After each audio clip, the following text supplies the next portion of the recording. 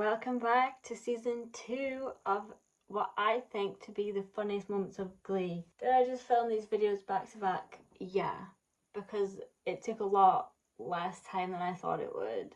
I hope you enjoyed the first video, and now we're back for video 2, so let's get into it.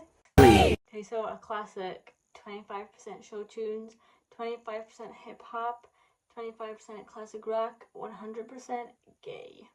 Also, I remember finding this so funny even the first time I watched Glee, when it was like on the TV, when Rachel and Sunshine are in the toilet and they're singing Telephone, and then they finish and Sue comes in and she's like, "Shut up!"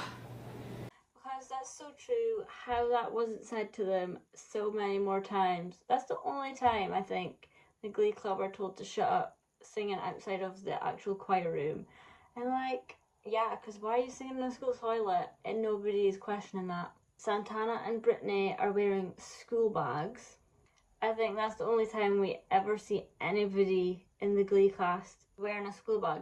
Artie has his on the back of his wheelchair actually, but like, especially the girls never have school bags. So the fact that they've just randomly got school bags on is so random. In the Brittany episode, the fact that Santana and Brittany's like fantasies merge, is that even possible? I don't know. Brittany saying Finn can fly, and then Kurt like, really? Need I say more?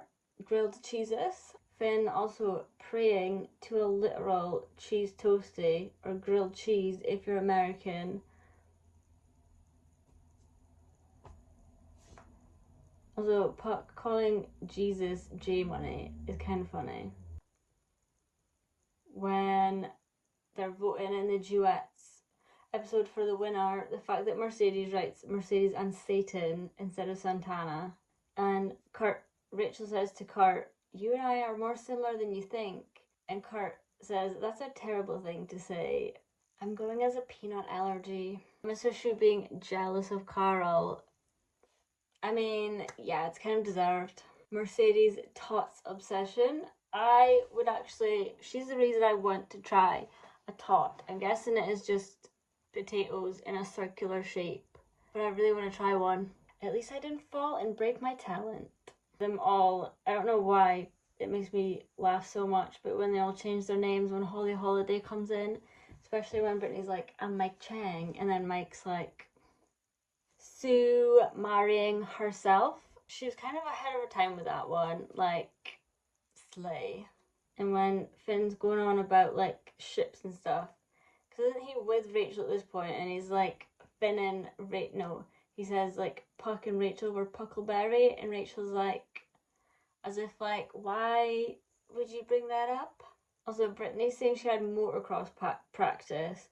I didn't actually know what this was when she said it, so I googled it, and it's like racing, like, not trucks, but like, what's the word? Like a motorbike, but not a motorbike. The fact that it's canon that Brittany does motocross is so funny. So in episode 10, Sue, I can't remember the context around this, but Sue literally says to Will she had a key made for his house, and that's how she got in it, and he's literally so unfazed by the fact that Sue has a key to his house.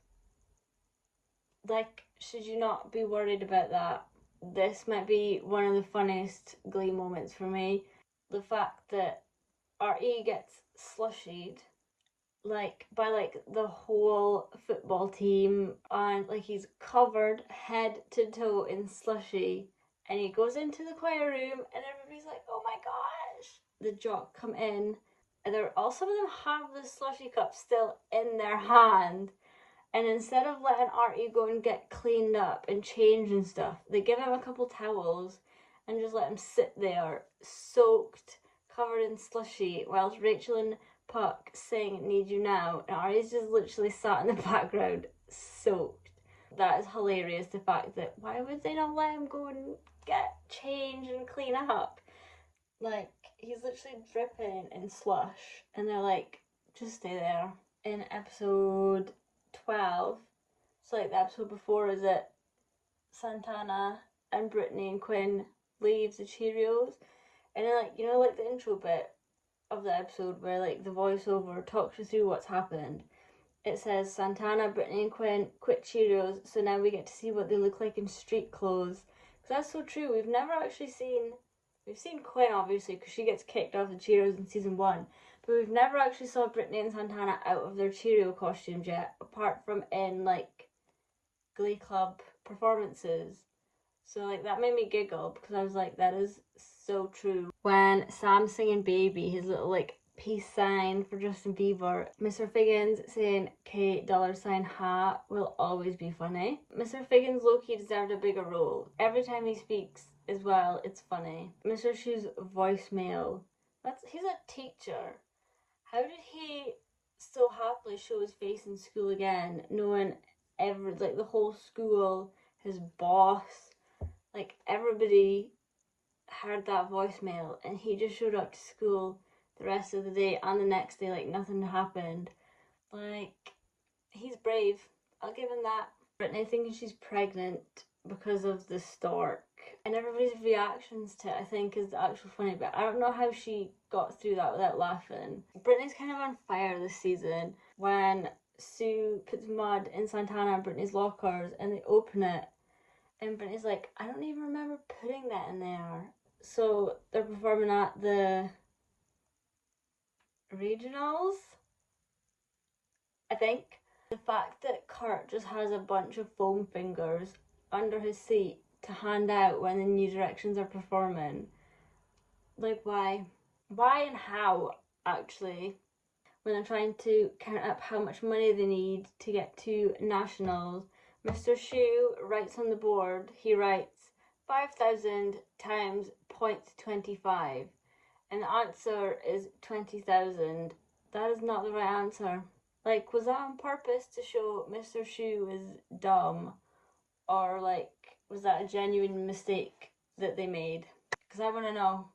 Again, none of their parents come to any of their shows, and they didn't even come to their, like, concert that they held to raise money to get to New York. None of their parents, not even Finn and Kurt's mom and dad came, I don't think, to this. Like, why do their parents hate them? The beginning of Fondue for Two is this season, and the one with Lord Tubington is so iconic.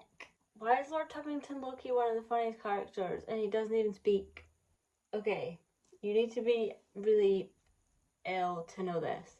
But have you ever watched the Sims version of Glee? Is it SIMGM on YouTube? I used to be obsessed with that. I used to watch it all the time. But on that, Quinn is always going on and on and on about her big plans. I have big plans! And in this episode, Quinn's going on and on and on about her big plans. The big plans end up to be nothing. Like, what even is it? Her big plan was to get a haircut. I don't even know, is there supposed to be an answer to her big plan? Because there's not one. In the Sim one, why I brought that up, they, like, push at the fact that she's got these big plans, and everybody's like, oh, but what are they? And she's like, you'll find out. And it's like, it's literally nothing. A haircut.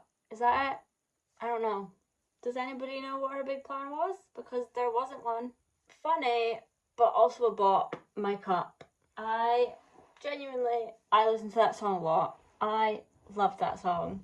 And that was season 2 concluded. Yeah. Again, it's not very funny hearing me talk about it. You need to go and watch it to find it funny. I'm just giving you insights to look out for if you're going to watch Glee. These are the funny bits to look out for.